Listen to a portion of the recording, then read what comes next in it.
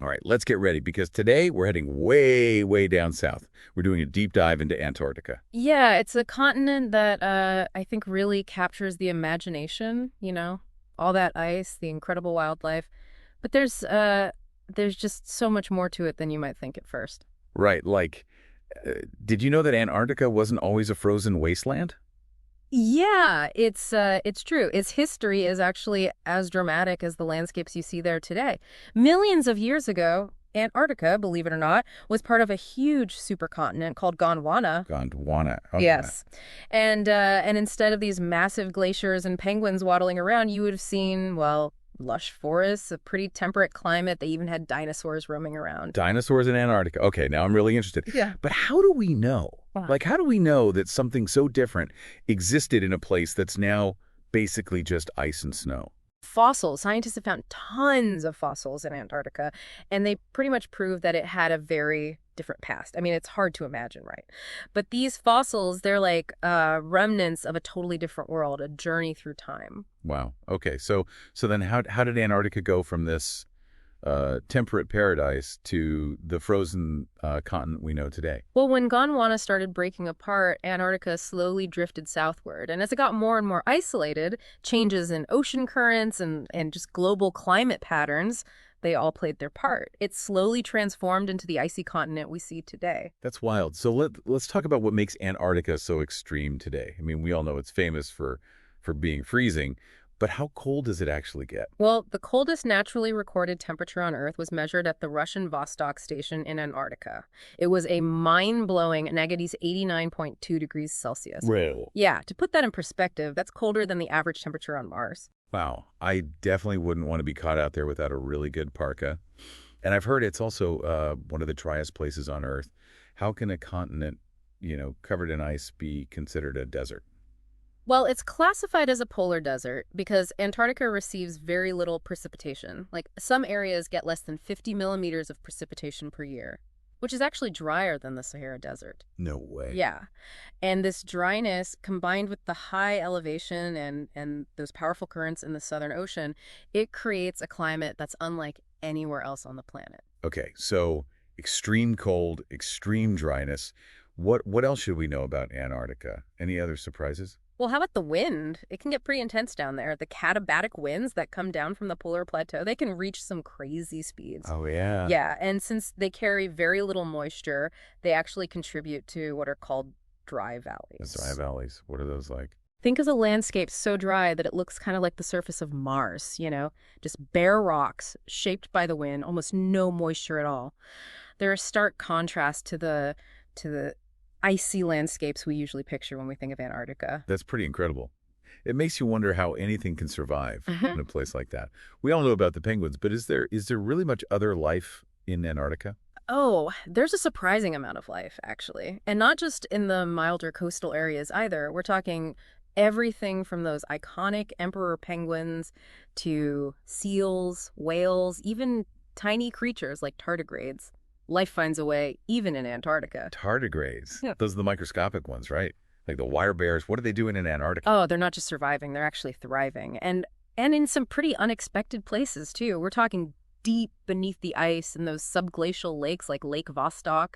It's like a hidden world that's been isolated for who knows how long, maybe millions of years. A lake under the ice. Okay, that sounds like something straight out of a science fiction movie.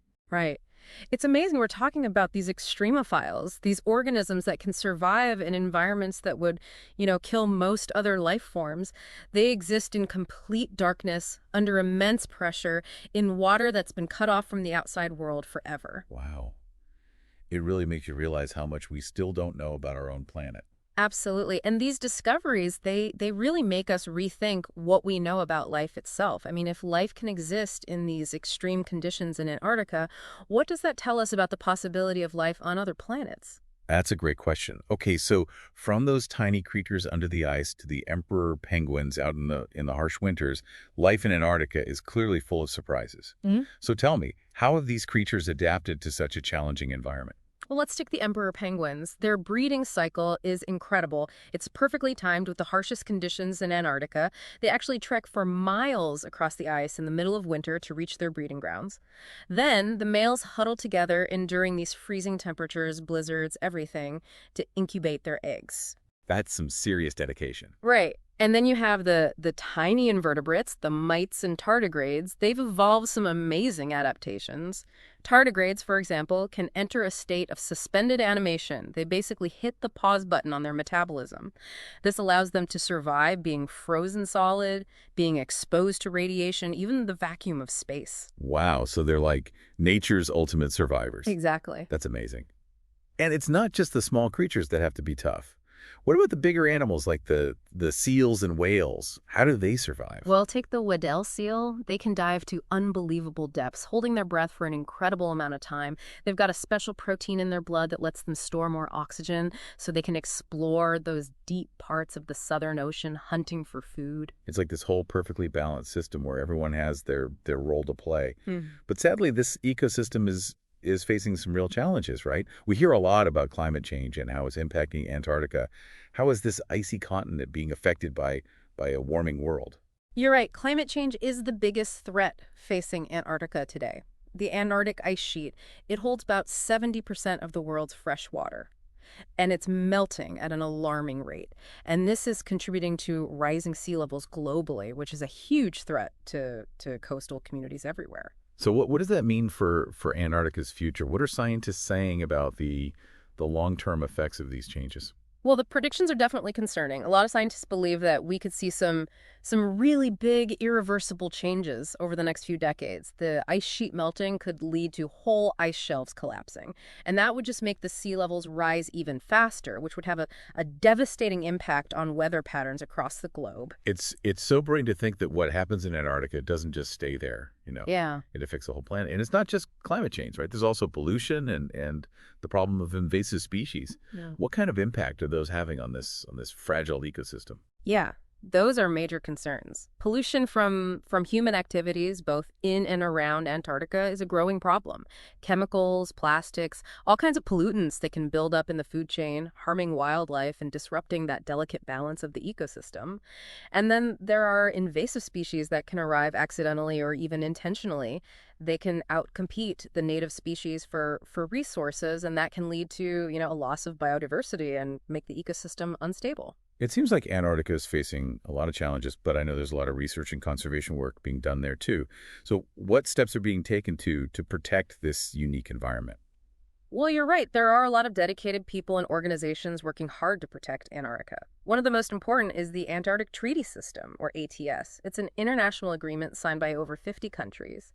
And this treaty basically sets aside Antarctica as a scientific preserve. It bans all military activity and mining operations. So Antarctica is basically a continent dedicated to peace and science. It's pretty amazing that countries can actually come together to protect a place like this. It really is. It shows what's possible when there's international collaboration and a shared understanding that Antarctica is incredibly valuable, not just for its scientific importance, but for its beauty and its role in keeping our planet systems in balance. It's encouraging to hear that, there are people working so hard to protect this incredible place. But it's up to all of us to do our part too, right? What can we do in our everyday lives to help preserve Antarctica for future generations? That's a great question. I think one of the most important things is reducing our carbon footprint. Climate change is a global problem.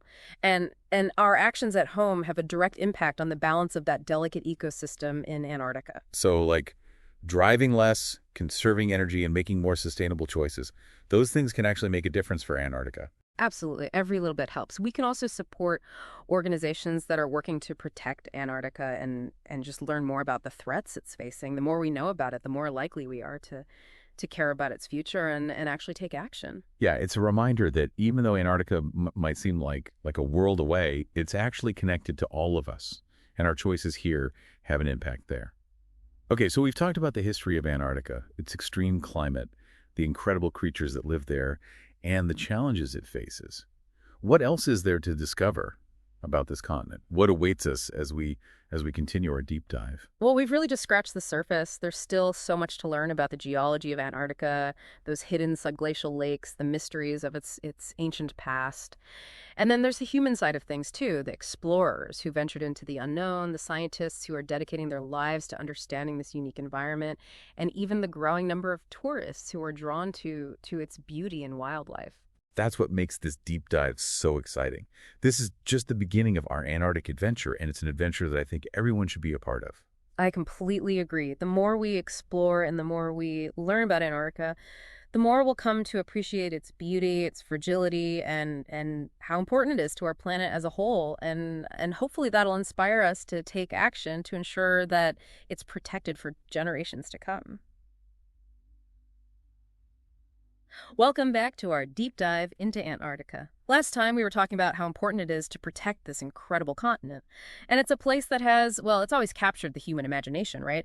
Drawing in explorers and adventurers into the unknown. Yeah, those early expeditions to Antarctica they were pretty incredible feats of courage and just determination. I mean, think about it. They were going to this remote part of the world before GPS, before any of the technology we have today. The challenges and the risks they faced were just enormous. Absolutely. I mean, these expeditions were fueled by this thirst for knowledge, this sense of adventure. They wanted to, push the boundaries of human exploration. They were true pioneers. So where do we even begin? Who are some of the key players in this race to explore Antarctica? Well, you got to start with Captain James Cook, right? He was a British explorer, and he actually circumnavigated the continent in the late 1700s. His voyages, they actually proved that Antarctica was, a continent, not just a bunch of islands, which is what some people thought at the time. That's amazing to sail around an entire continent without modern navigation. It's mind-boggling. It was a huge achievement. It really opened the door for a wave of explorers in the 1800s. These explorers, they were eager to map the coastline, to discover new land, and maybe even plant their flag on the South Pole. I bet there was a lot of competition between those early explorers. Was it mostly about claiming territory and, national pride? Well, sure, national pride and the desire to claim new territory, those were definitely factors. But there was also a genuine desire for scientific knowledge. Many of these expeditions included, naturalists, geologists, and biologists who really wanted to study the plants, the animals, the geology of this new land. So it's this combination of adventure, scientific curiosity, and national ambition, Yeah. right? It sounds like a pretty fascinating time in history. It was, and that spirit of scientific exploration, it still continues to this day. Antarctica is now a hub for international scientific collaboration. Researchers from all over the world are working together to uncover the secrets of this icy continent. Okay, but we can't forget about the race to the South Pole. That must have been an incredible challenge, a real test of human endurance. Absolutely. Reaching the South Pole became like this symbol of human determination, the pursuit of something that seemed impossible. And there are two names that are forever linked to this epic race, Roald Amundsen and Robert Falcon Scott. Yeah, I remember learning about them in school. Amundsen, he was a Norwegian explorer who was the first to reach the South Pole, right? But Scott's expedition, it didn't end so well. That's right. In December of 1911, Amundsen and his team made history. They planted the Norwegian flag at the South Pole. They actually beat the British expedition, led by Robert Falcon Scott, by just a few weeks. Sadly, Scott and his team died on their way back. They just couldn't overcome the harsh conditions and exhaustion. It's a reminder of just how dangerous it was, the challenges those early explorers faced. They were really pushing themselves to their limits. They were true pioneers, and their stories still inspire us today, even a century later. And, their expeditions, they helped pave the way for a new era of exploration, one focused on scientific discovery and international collaboration. So we've talked about those early explorers, their challenges and their successes. But what about today? Who are the people who live and work in Antarctica now? Well, the people in Antarctica today, they're a pretty diverse group, but they all share this passion for this extraordinary continent. You've got scientists from all over the world doing groundbreaking research in all sorts of fields: climate science, marine biology, astronomy, you name it. It sounds like Antarctica has become this huge outdoor laboratory. What kind of research are they doing there? Well, one of the most important areas is climate change research. Scientists are studying the ice sheets, glaciers, the atmosphere, trying to understand how climate change is impacting Antarctica and what that means for the rest of the world. And how does that research help us understand climate change as a whole? By studying things like ice cores, for example, scientists can analyze these trapped air bubbles inside them. It's like looking back in time. They can reconstruct past climate conditions, which is really important for understanding how the climate has changed naturally over time. That helps us see the impact that human activities are having on the climate today. It's like using the past to understand the present and maybe even predict the future. What other kinds of research are happening in Antarctica? Well, you've got marine biologists studying the incredible diversity of life in the Southern Ocean. They're discovering new species, tracking whales, studying how climate change is affecting the balance of the ecosystem down there. I bet it's a dream come true for a marine biologist to work in a place like that. Oh, absolutely. And then there are geologists studying the continent's unique rock formations, volcanologists who are keeping an eye on those active volcanoes, even astronomers who take advantage of the clear skies and the lack of light pollution to observe the universe. Wow, so there's something for pretty much every scientific specialty in Antarctica. It must be an incredible place to work. It really is a unique experience, working in such a remote and challenging environment. The people who work in Antarctica tend to be, well, they're adventurous, they're resilient, and they're definitely passionate about their work. It must be quite a change of pace from working in a normal lab setting. It is, and it's a place where international cooperation is essential. People from different countries, different cultures, they're all working side by side, relying on each other for support, for expertise, for companionship. It really shows how science can bring people together. It transcends those national boundaries. Exactly. The Antarctic Treaty System that we talked about earlier, it really fosters this spirit of collaboration and the shared responsibility for the continent. It's a great model for how nations can work together to protect a place that's so valuable for all of humanity. It's really inspiring to hear how international cooperation is working in Antarctica.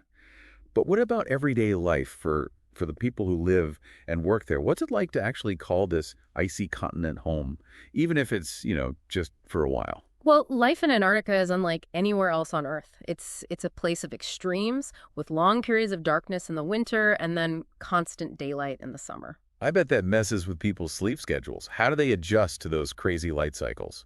It takes some getting used to, for sure, but people adapt. They develop their own routines and ways to cope, and they really rely on each other for support and companionship during those long periods of, darkness or constant daylight. It's all about community. It sounds like a real test of human adaptability. And what about food? You can't just run to the grocery store in Antarctica. How do they keep everyone fed in such a remote location? Yeah, it's a challenge. They have to carefully plan and ship food supplies in from other countries, often months in advance. Fresh fruits and veggies are a rare treat, but people get creative with cooking, using dried, frozen, and canned ingredients to whip up some pretty delicious meals, actually. It sounds like a good place to learn to be resourceful in the kitchen. But I imagine it's not all work and food, right? What do people do for fun in their downtime? You might be surprised, but there's a lot to do in Antarctica. People organize movie nights, game tournaments, musical performances. They even have themed parties sometimes. And then there's always the opportunity to explore the amazing landscape, go cross-country skiing, or, even take a dip in those icy waters, a polar plunge. A polar plunge in Antarctica. Okay, that's something I'd have to work up to. But it sounds like an amazing experience. It's definitely unforgettable. And it's just one example of the many unique and unforgettable experiences that you can have if you're lucky enough to live and work in this extraordinary part of the world. Okay, so we've covered the history of exploration, the amazing research happening today, and even what it's like to live in this extreme environment. But there's one aspect of Antarctica we haven't touched on yet: tourism. People actually go on vacation to Antarctica. They do, and it's becoming more and more popular. Tourists are drawn to those breathtaking landscapes, the incredible wildlife.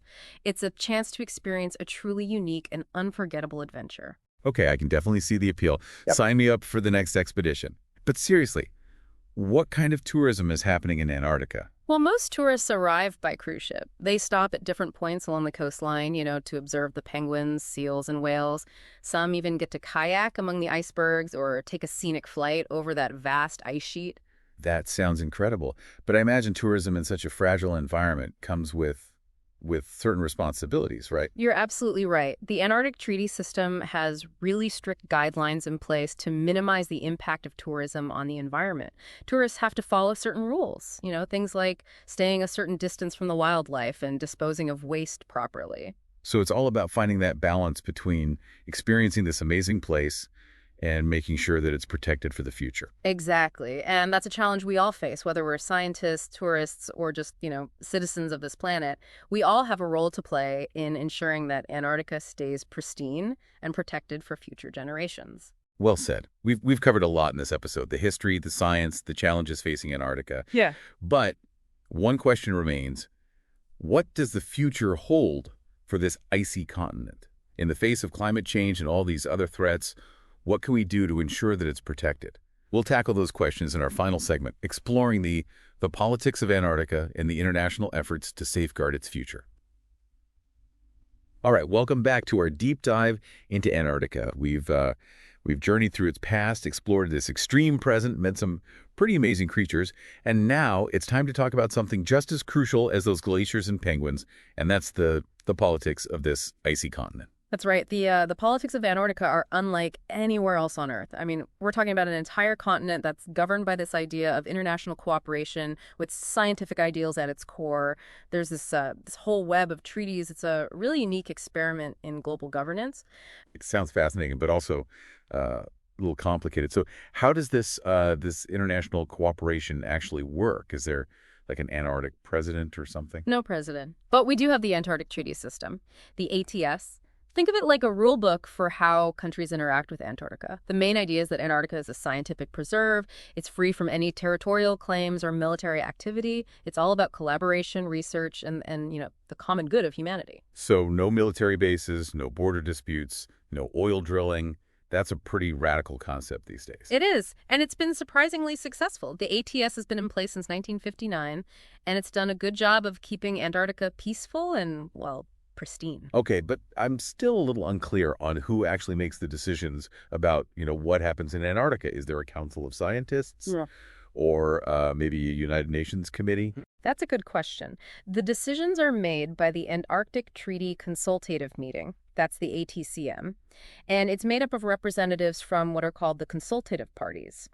These are the countries that have shown, a significant commitment to scientific research in Antarctica. So it's not just about signing the treaty. You have to actually, walk the walk, scientifically speaking, to have a real say in things. Exactly. And these meetings, they happen every year. They discuss a wide range of issues, everything from environmental protection and scientific collaboration to, tourism regulations and bioprospecting. The goal is to reach a consensus and find solutions that benefit everyone involved. It sounds like a tough balancing act, especially considering that Antarctica has all those natural resources. I mean, in a world that's always looking for energy and minerals, those resources must be pretty tempting. So how does the ATS handle that? Yeah, you've hit a key point there. While there were some early territorial claims made on Antarctica, the ATS basically froze them. It doesn't recognize or deny them. It just kind of puts them on hold to prevent conflict and keep the focus on scientific collaboration. So it's like a giant time out on those territorial disputes. But what about those resources? Is there like a total ban on mining and extraction? Well, that's where things get even more interesting. The ATS has a specific protocol for environmental protection, and that includes a ban on mineral resource activities. However, there's always a however, isn't there? this ban, it's not actually permanent. It's up for review in 2048. So the question of whether to exploit Antarctica's resources or to keep protecting its pristine environment, well, it's a big challenge that future generations are going to have to face. Wow, that's a lot of pressure. So the future of Antarctica, at least in terms of its resources, it's kind of uncertain. It is, and it's a decision with huge implications, not just for Antarctica, but, for the whole planet. We're talking about balancing economic interests with environmental protection, short-term gains versus long-term sustainability. It's a global dilemma playing out on a pretty icy stage. It definitely sounds like a complex issue with no easy answers. So what are some of the other major challenges that the ATS is facing right now? Well, climate change is a huge one. It's affecting Antarctica in so many ways, from the melting ice sheets and rising sea levels to changes in ecosystems and how wildlife populations are shifting. The ATS is tasked with addressing those challenges, promoting research and coordinating international efforts to try to lessen the impacts of climate change. So it's not just about, governing Antarctica, but also protecting it from these global effects of climate change. Exactly. And then there's also the challenge of managing tourism. As we talked about before, Antarctica is becoming a more and more popular tourist destination. But it's really important to make sure that tourism is sustainable, that it doesn't damage the environment or, you know, disrupt the delicate balance of the ecosystem. The ATS is always working on finding that balance, developing guidelines and regulations for tourists and the companies that operate there. It's a lot to handle. Scientific research, tourism, environmental protection, international diplomacy. It sounds like the ATS has their work cut out for them. They do, and they're also dealing with things like waste management, bioprospecting, and even the introduction of non-native species. Yeah. It's all about making sure that any human activity in Antarctica is done responsibly and sustainably. So as we wrap up our deep dive into Antarctica, I'm feeling this sense of awe at its beauty and how important it is scientifically, but also this sense of responsibility for its future. We've learned so much about its history, its amazing wildlife, the complex political system. But now, what can we do to make sure that Antarctica remains a place of peace, of science, and of wonder for generations to come? That's the question we all need to be asking ourselves. The future of Antarctica, it's tied to our own future. It reminds us that we're all connected, that what we do has consequences, and that we have a responsibility to be stewards of this planet, from the icy plains of Antarctica to, the cities we live in. Antarctica is a powerful symbol of our shared humanity. It's a place where international cooperation has actually triumphed over, those national interests. Yeah. And it's a place where the pursuit of knowledge guides what we do. It reminds us that we're all part of something much bigger than ourselves and that we have this duty to protect this planet for future generations. Well said. And it's also a reminder that the journey of exploration and understanding, it's not over. Who knows what other secrets Antarctica holds? What new discoveries are waiting for us beneath the ice in the Southern Ocean or hidden within its long history? Antarctica is a continent of extremes, a place of stark beauty, incredible resilience, and it holds some really profound lessons for us. It's a place that challenges what we think we know, expands our understanding of life, and it inspires us to dream big. And as we conclude this deep dive, I want to encourage all of you listening to keep exploring, to keep learning about this incredible continent, and to do your part to make sure it's protected. Because the future of Antarctica, like the future of our planet, is in our hands. Thanks for joining us on this incredible journey to the bottom of the world. Until next time, keep exploring, keep learning, and keep diving deep into the wonders of our planet.